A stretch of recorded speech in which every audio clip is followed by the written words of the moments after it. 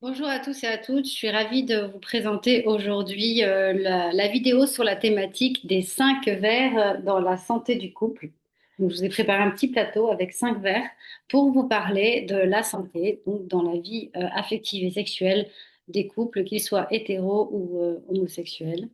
Alors, c'est quelque chose que j'ai appris lors d'une formation au CHU de Nice avec le docteur Eva Farg par rapport à la sexualité et les abords positifs de la sexualité. Donc, je la remercie pour ses enseignements et j'ai trouvé ce petit moment assez précieux. Je voulais le partager avec vous. Donc, en fait, concrètement, c'est quoi les 5 vers de la santé dans le couple? C'est 5 domaines. Chaque vers représente un domaine. Et donc, selon comment le verre est rempli, jusqu'où on va le remplir, ça indique de comment ça se passe sur chacun de ces points-là.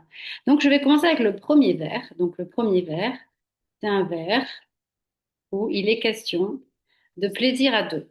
Alors, le plaisir à deux, pour le coup, c'est du coup pas sexuel. Ça va être les activités qu'on pratique en commun, les moments qu'on passe ensemble. Ça va être les échanges aussi qu'on a quand on est à deux. Comment ça se passe quand on est tous les deux à faire des choses toutes simples, aller marcher dans la nature, aller au restaurant, aller au cinéma.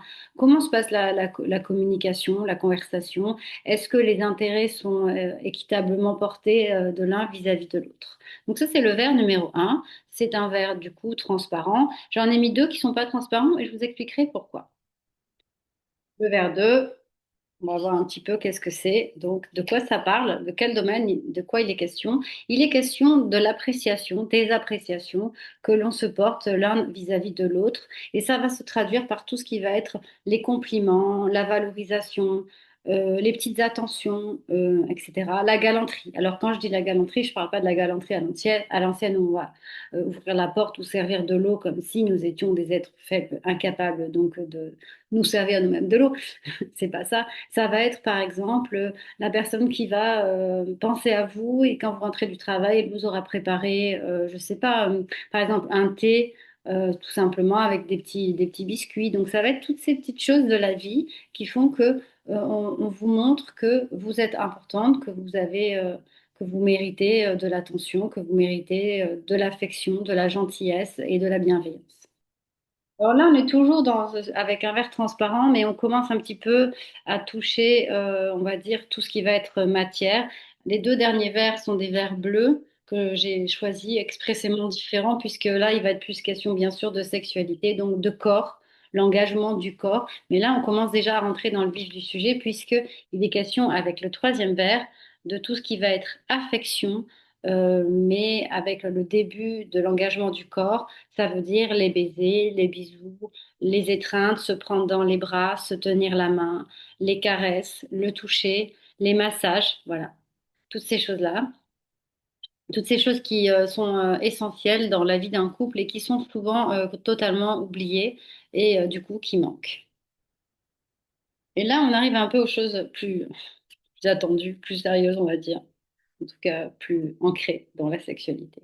Donc ben forcément, le quatrième vers, avant le dernier, ça va être quoi? Ça va être les préliminaires, hein.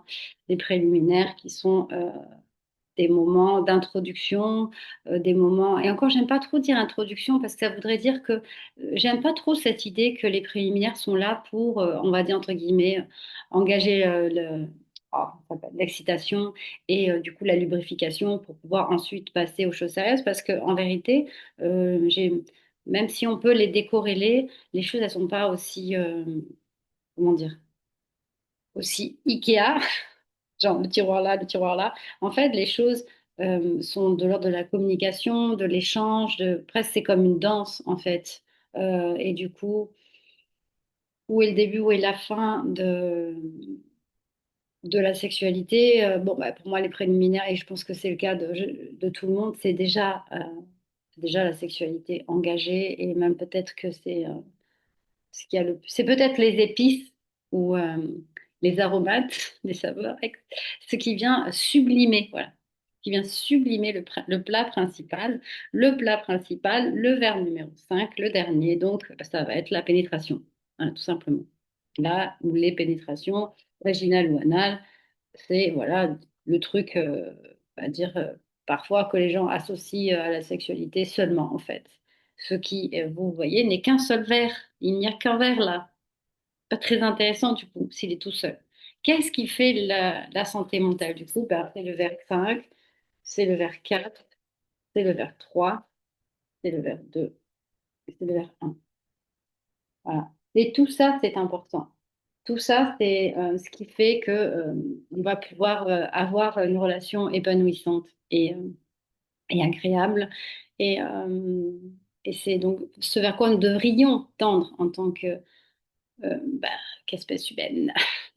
Et ce n'est pas trop ce qui arrive dans la plupart des cas, surtout avec le développement farouche des types de rencontres et autres effets de mode qui nous vient de ce gentil domaine de la pornographie, qui va venir un peu biaiser toutes ces choses-là, qui va venir bah, forcément, il n'y a pas l'affection, il n'y a pas toutes ces choses invisibles, non corporelles qui font que c'est beau, que ça peut être beau et sacré. Et voilà, pense que j'ai assez dit de choses autour de ces vers. Je voudrais quand même vous dire que je vais mettre là tout de suite un lien pour aller voir une autre vidéo qui est très importante, qui est reliée d'une certaine manière à cette thématique. C'est la vidéo que j'avais faite sur le baromètre des violences dans le couple pour faire un petit peu un état des lieux de là où vous en êtes dans votre propre vie, si vous êtes perdu, si vous savez plus quoi penser, si vous savez pas que ce que vous vivez c'est normal ou pas normal, si vous ne savez pas que vous avez des besoins, en fait, tous les êtres humains ont des besoins, mais en fait, souvent, on grandit en se soumettant à l'autorité des adultes et en écrasant nos propres besoins personnels et en étant incapable du coup de connecter avec eux. Je vous invite vraiment de découvrir tout ça. Tiens, quels sont les besoins qui existent? Pour ça, il y a la grille de la CNV qui est très utile, où tout est répertorié et toutes ces choses sont importantes dans le cadre du développement personnel pour arriver à devenir des êtres plus éveillés, plus conscients et des êtres qui sont en chemin pour leur guérison de leurs blessures intérieures. Voilà, je vous remercie de m'avoir suivi jusqu'à la fin.